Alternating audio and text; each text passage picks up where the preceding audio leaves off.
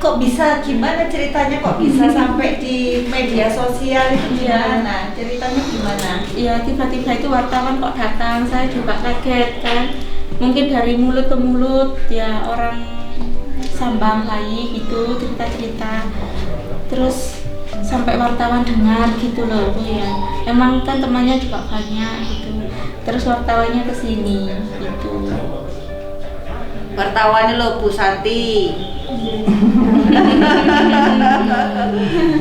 Terus enggak, gimana itu ceritanya kok bisa lahir di kamar mandi? Memang lahir di kamar mandi? Iya, saya di kamar mandi ditolongin ibu saya. Terus panggil Bunda Bu Novi. Oh gitu. Bu Novinya ada di sini. Ada ini Mbak Novi Bidan Desanya Sumbergoni. Oh, Gitu loh Bu. Sama Bu Widya disuruh kembali lagi kalau tidak merawat.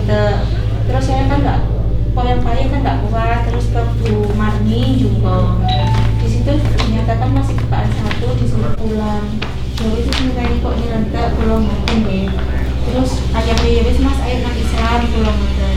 Ayah kasih modal mobil dan rumah saudara, kasih mobil, ayah kasih jenjalan. Pulang ganti baju dan kamar mandi. Dia langsung mbak ini kok suwakit. Terus yang kedua ini kan alhamdulillah pinter. jatuh. Boten kali ibu kula terus ibu ini didekati ibu kula, jadi bayi ini langsung ditambani kali ibu kula. Alhamdulillah ya Allah. Terus lewer. Ibunya mana? Ibu saya ke ladang. Niki mau. Boten sama rokok enten bolot-boloten mriki. Ya Allah. Nggih, terus manggil Bu Novi itu dalam keadaan hari-hari udah keluar nggih Bu. Semua udah keluar semua.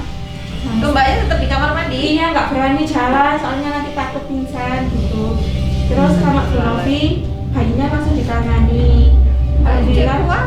Ya, umur berapa sih? Umur 26 udah terus sama Bu Novi hari-harinya dipotong. Posted.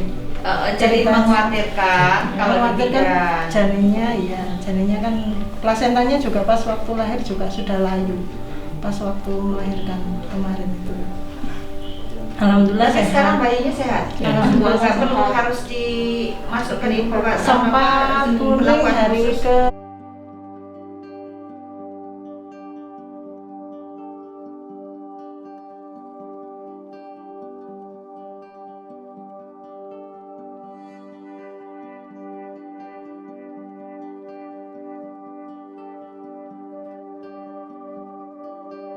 Ya, alhamdulillah saya tadi nyambangi Mbak Fitri yang baru melahirkan sendiri di kamar mandi bersama Kepala Dinas Kesehatan, Puskesmas Bumiaji, juga Kahumas Pemkot Kota Batu, yang ternyata beliau melahirkan sendiri itu karena situasi kondisi yang tidak kita bisa prediksi. Jadi beliau itu sebetulnya Mbak Fitri ini sudah kelewatan hitungan hari untuk waktu melahirkannya, kira-kira lebih seminggu. Nah, untuk itu oleh bidan disarankan pergi ke rumah sakit yang ada dokter spesialis kandungannya, karena itu adalah SOP dari bidan agar supaya tidak terjadi hal-hal yang tidak diinginkan.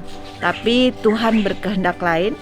Ternyata kelahiran Mbak Fitri ini sangat dimudahkan, sehingga ketika beliau masih akan ganti baju untuk pergi ke rumah sakit, putranya lahir duluan di rumah. Nah, ini suatu kebesaran Allah yang diberikan kemudahan untuk Mbak Fitri. Mudah-mudahan Mbak Fitri sehat, putranya sehat, dan kami pemerintah Kota Batu bisa tetap melayani masyarakat dengan baik. Terima kasih. Oke, mungkin sedikit kami akan sampaikan terkait klarifikasi pasien atas nama Ibu F yang kemarin sempat melahirkan di rumah. Jadi memang ada kronologis bahwa yang bersangkutan itu harusnya melahirkan, perkiraan persalinannya di tanggal 29 Juni. Tetapi sampai tanggal 6 Juli ternyata beliau belum melahirkan. Secara medis ini termasuk kategori positif atau lewat waktu dari perkiraan persalinan.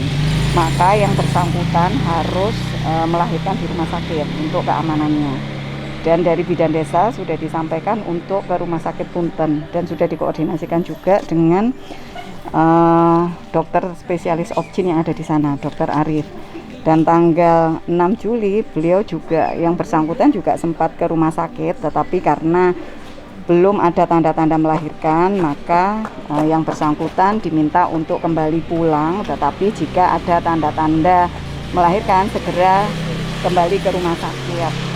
Itu yang ada pada catatan kami. Sedangkan pada tanggal 7 menurut informasi dari bidan desa, beliau melahirkan di rumah, dan pada saat bidan desa datang memang bayi sudah keluar, tetapi tata laksana untuk persalinan baik pemotongan tali pusat dan heading maupun untuk HB0 imunisasi bayi baru lahir sudah dilaksanakan. Ya, namanya Fitria Rahmatika. Umurnya Umur 26 tahun. Terus informasi yang saya dengar di media, apakah benar ya disampaikan mbaknya itu kemarin ke wartawan, sebetulnya wartawan. Iya, itu saya kedatangan wartawan langsung. Saya juga kaget ya kok ada tiba-tiba ada wartawan ke rumah gitu. Soalnya ada teman saya yang lihat bayi saya itu, tanya lahiran di mana gitu. Saya bilang keberojolan di kamar mandi gitu. Kok bisa sampai keberojolan di kamar mandi? Terus saya perlihatkan buku pink KMS. Di situ ada tulisan COVID+19. Itu saya pas mau lahiran kan udah sakit perut saya. Saya langsung ke Bu Emi Cangar. Itu Bu Emi masih ke BO, sama Bu Emi disuruh cari dokter lain. Terus saya ke Bu Widya Gondang.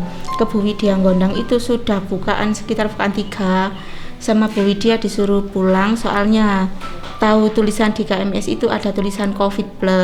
Jadi Bu Widya kalau sudah nyerontek saya disuruh kembali lagi ke Bu Widya. Terus saya pulang, saya tunggu sampai di rumah itu udah nyerontek, saya kembali lagi ke Bu Widya. Bu Widya masih saja belum mau nerima soalnya ada tulisan COVID+ itu. Maunya kalau udah ada tulisan ini non reaktif, hasil non reaktif ini nggak dikasihkan ke saya gitu loh Bu, ditaruh di pandan. Terus Bu Novi saya suruh ambilkan, terus suami saya ambil sendiri ke pandan. Itu posisi sudah mau keluar bayinya. Terus Bu Widya masih nggak mau soalnya nanti takut beresiko tinggi gitu. Terus itu udah miyak perut saya langsung ke Junggo, Bu Marni. Di Bu Marni itu diperiksa katanya masih buka 1 saja, padahal itu udah mau keluar bayinya, disuruh pulang. Nanti kalau sudah nyerontek disuruh kembali lagi. Aduh, itu udah sampai ke bidan 3. Terus pulang itu mau ke Islam rencananya suami saya. Ya wes ayo ke Islam gitu. Ya wes sampean ambil mobil gitu. Masih keluar, masih mau ambil mobil, saya ganti baju di kamar mandi.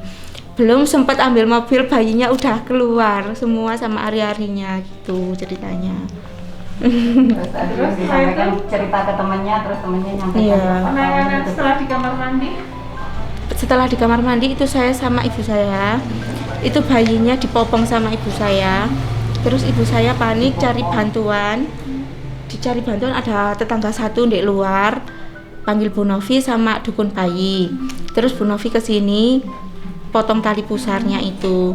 Setelah potong tali pusarnya, bayinya dirawat di kamar. Nah, waktu kejadian di kamar mandi sudah keluar sirai terus kabel Ari-arinya gitu ya. Ari-ari ini kan belum dipotong. Iya, itu dipotong Bu Novi. Nunggu Bu Novi datang. Sekitar setengah jaman Bu Novi ke rumah.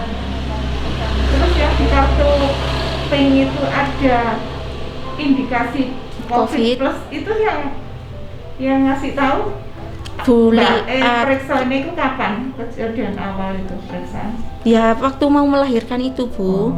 Kan sebelumnya nggak ada pemeriksaan rutin Bu hamil lah di mana? Ya saya tiap bulan ke Bu Novi periksa tiap bulan.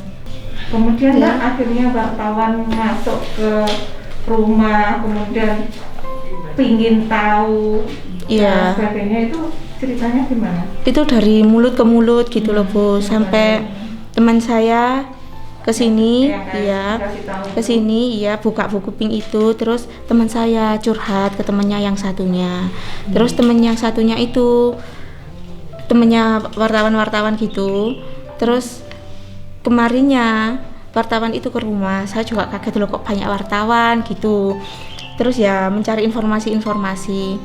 Tapi saya juga nggak tahu kalau di dalam informasi itu sama wartawan tak sama apa itu ditambah-tambahi gitu loh Bu. Jadinya ya gitu ceritanya.